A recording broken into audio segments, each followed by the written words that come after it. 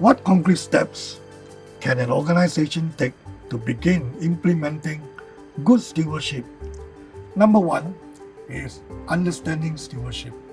Not just a superficially understanding, but indeed delve into the details, understanding what stewardship entails.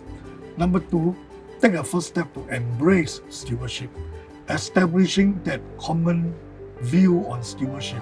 In stewardship lingo, sometimes we call it a mandate, some call it a constitution, some call it a charter, but whatever that you want to call it is a common understanding of what makes us tick, what drives us.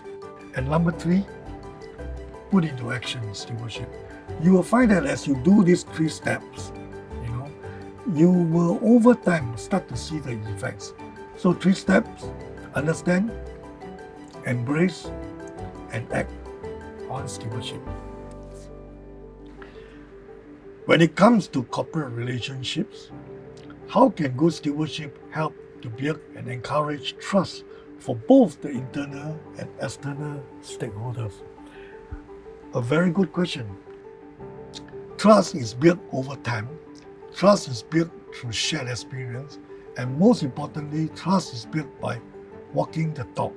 In other words, a company that talks about wanting to build trust should not, in its action, betray themselves by not acting in line with stewardship. Let me just say one example. Most companies will say that manpower is their most important asset. Indeed, employee is one of the most important internal stakeholders. But how many companies really walk the talk, especially in the time of crisis?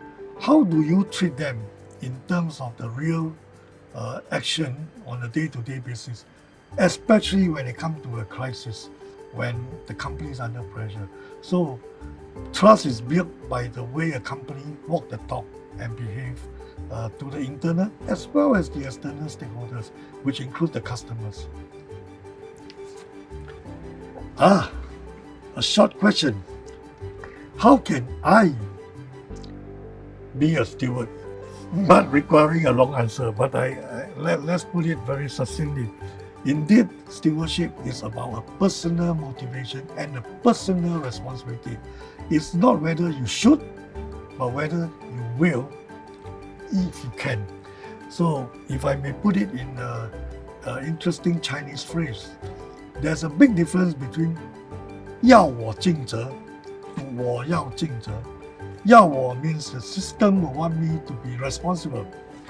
我要 means I will want to be responsible, and that is in gist how you become a good steward, putting the responsibility to your personal motivation and seeing to it that you fulfill it as being entrusted.